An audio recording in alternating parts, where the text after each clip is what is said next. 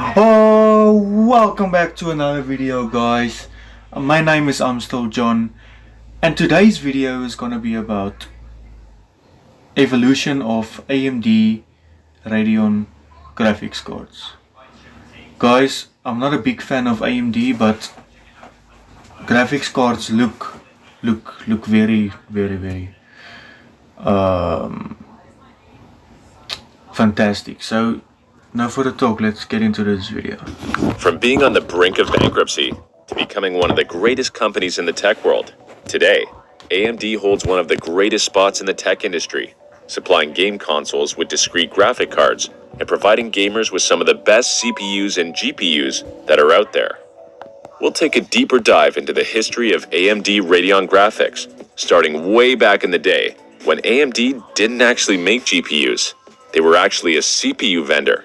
Instead, those first GPUs that you're about to see were produced by another company called ATI. In a nutshell, ATI was a Canadian company which was founded in 1985. It specialized in graphics industry, with the first GPU on the list being the ATI Radeon 7200. It launched in April of 2000 and was built using the 180 nanometer processing node, which was based on the RAID 6 architecture. It packed more than 30 million transistors and came equipped with 32 megabytes of double-date rate video memory, reaching clock speeds up to 166 megahertz. This is the first demo to be showcased by ATI, and it's called the Radeon's Arc.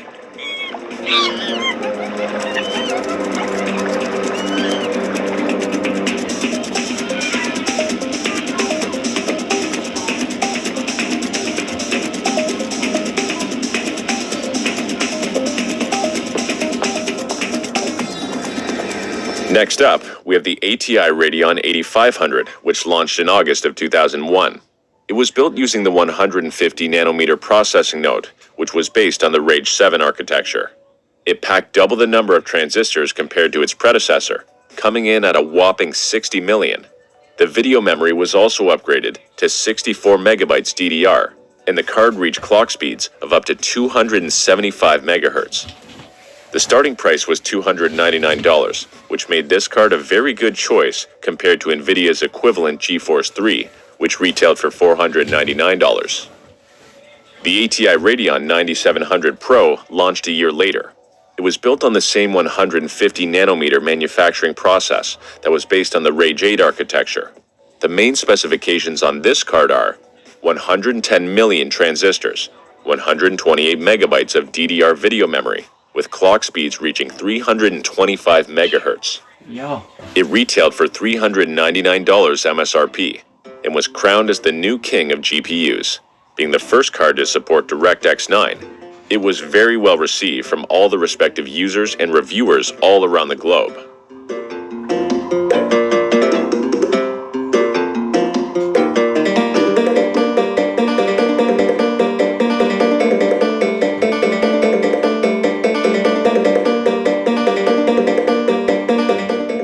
In March of 2004, ATI launched the Radeon X800 XT. It was built using TSMC's smaller 130 nanometer process, which was based on a brand new R400 architecture. Packed with 160 million transistors, the card came equipped with 256 megabytes of GDDR3 memory, and it reached clock speeds of up to 500 megahertz. The starting price was $499 MSRP. The demo showcased here features Ruby, which we've seen before, although now she has way more polygons. Way more.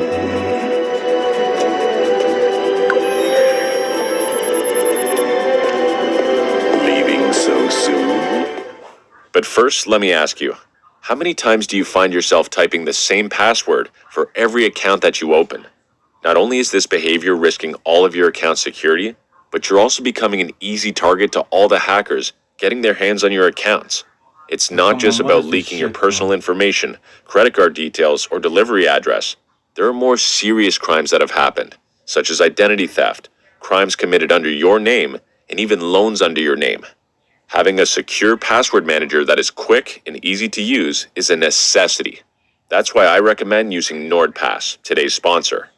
NordPass is not just simply a password manager. It's the essential cybersecurity tool that... Like, bro, what is this shit, bro? Like, who needs this stuff? I'm gonna skip this fucking shit.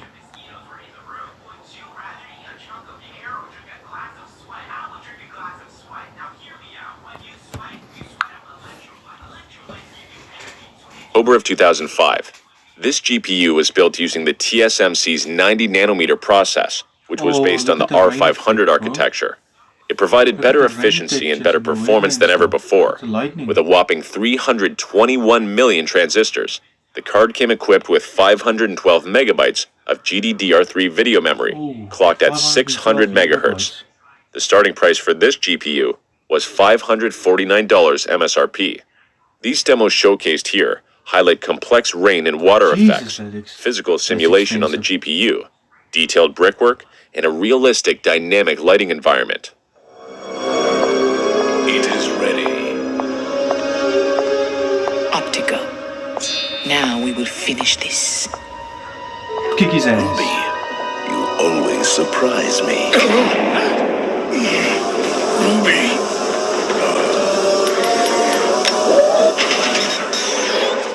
On October 2006,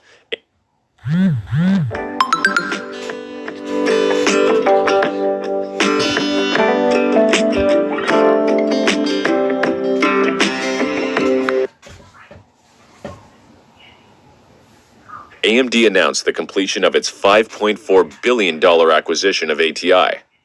From now on, we enter the AMD making GPU era, although ATI still continued to release GPU on their name for a couple more years. The Radeon 2900 XT was launched in May of 2007. ATI introduced an almost entirely new architecture called Terascale, produced with an even smaller 80nm process. It brought new features to the table, like using a unified shader architecture, support for DX10, and using a dedicated hardware engine for tessellation. The card came equipped with 512 megabytes of GDDR3 video memory, and later on, ATI started selling 1 gigabyte variant with GDDR4 memory. It had a whopping 720 million transistors and reached 743 megahertz clock speeds. The 2900 XT retailed for $399 MSRP.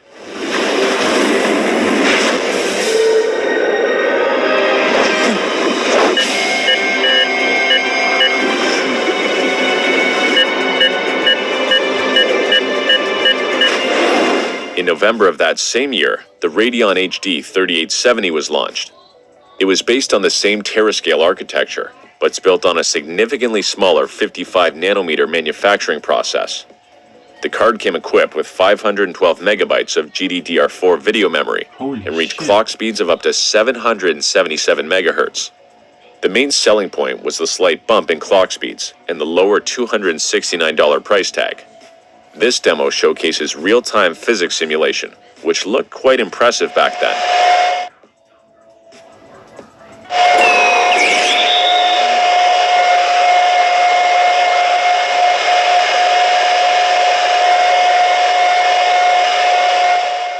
The ATI Radeon HD 4870 launched in June of 2008.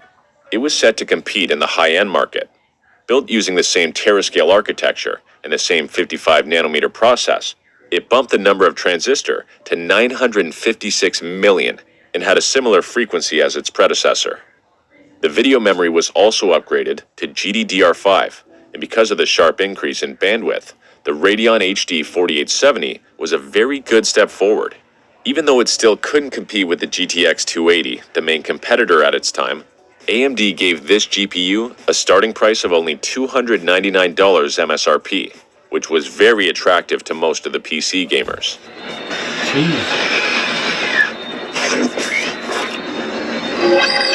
In September of 2009, ATI launched the last Radeon on their name.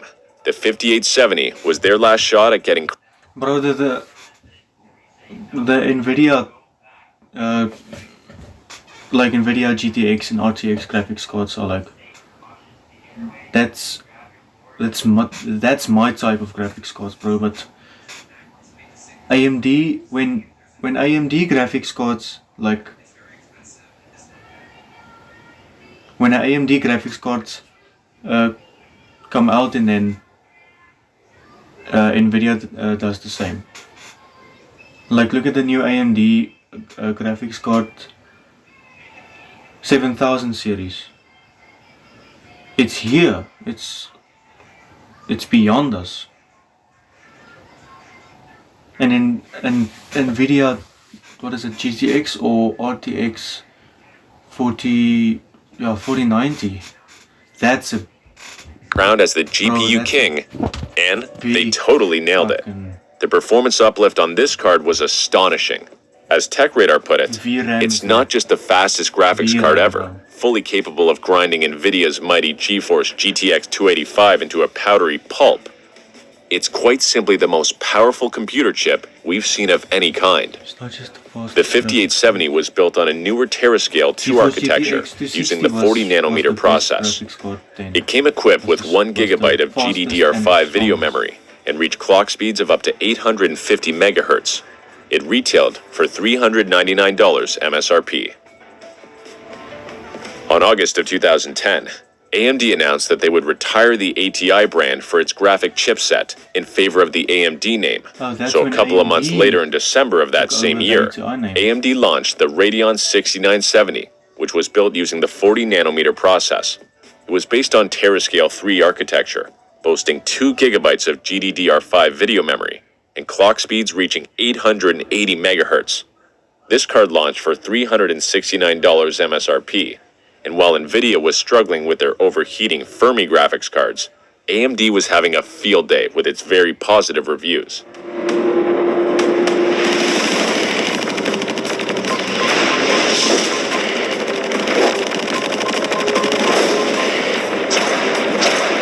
That's very nice, bro. In December of 2011, AMD launched the Radeon 7970, which was built using the new 28 nanometer process and on a new architecture called GCN 1.0, with the new GPU codenamed Tahiti.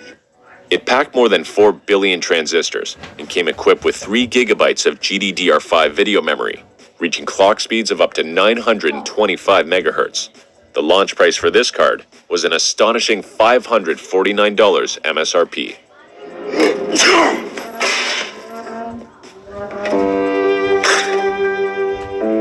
OMG, Louis, you are killing me here.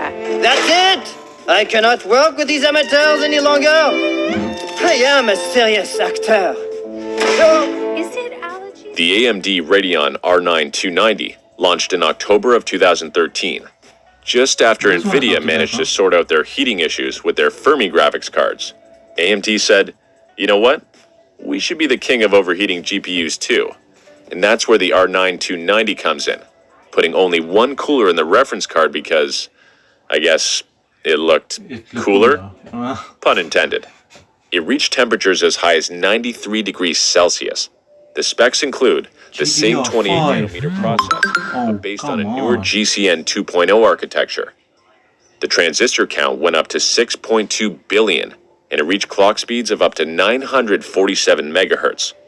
The memory was upgraded to 4 gigabytes GDDR5.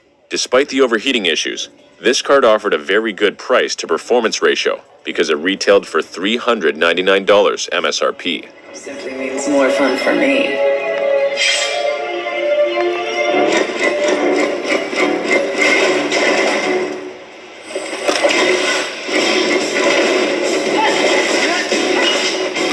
Oh, graphics is amazing. Bro,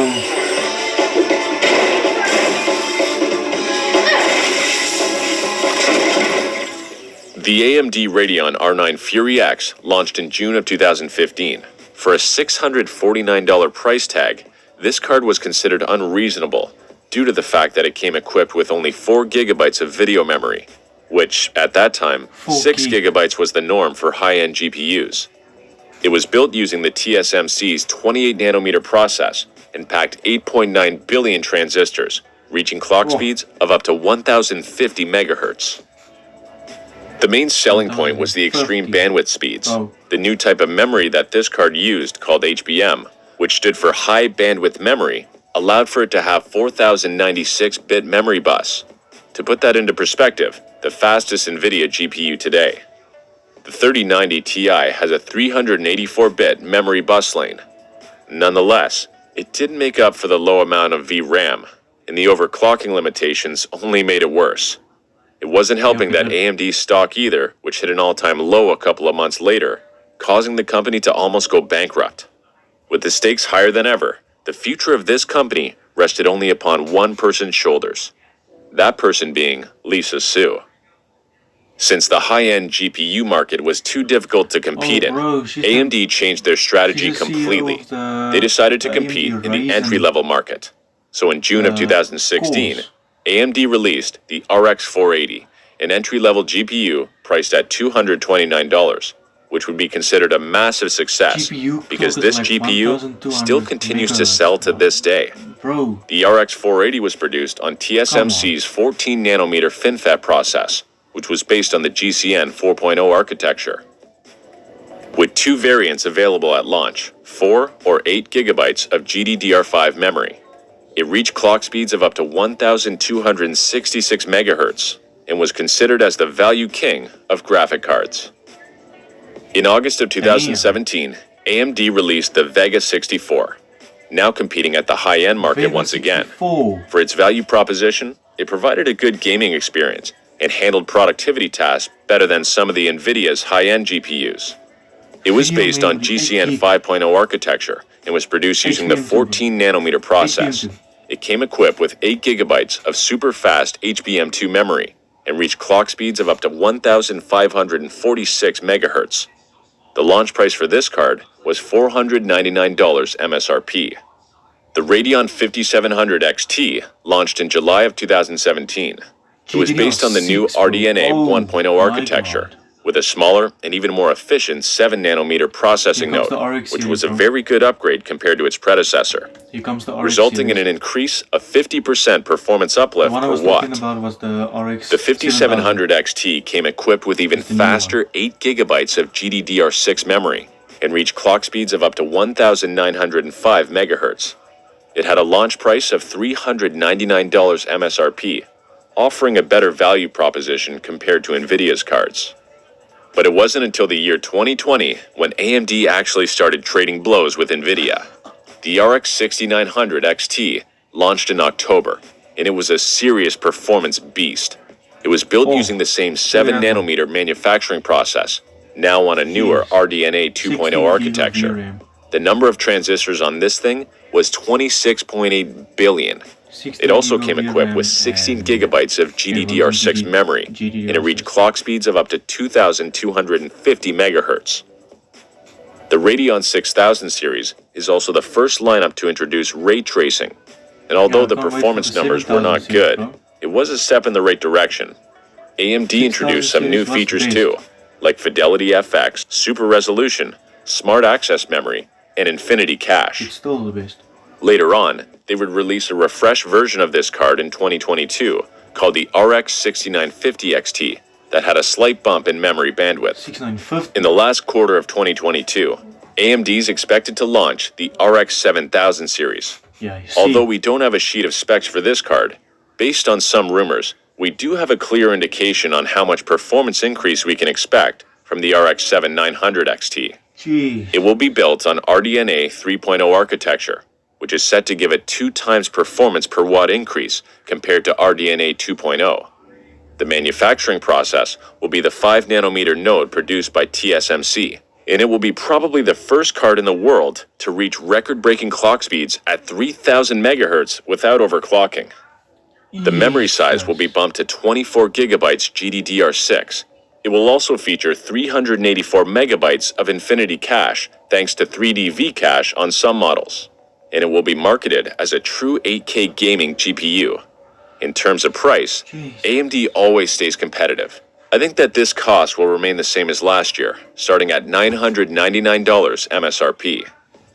Thank you for watching this video. If you enjoyed it, there's another video on the evolution of NVIDIA GeForce graphics if you want to see it. Don't forget to hit that subscribe button.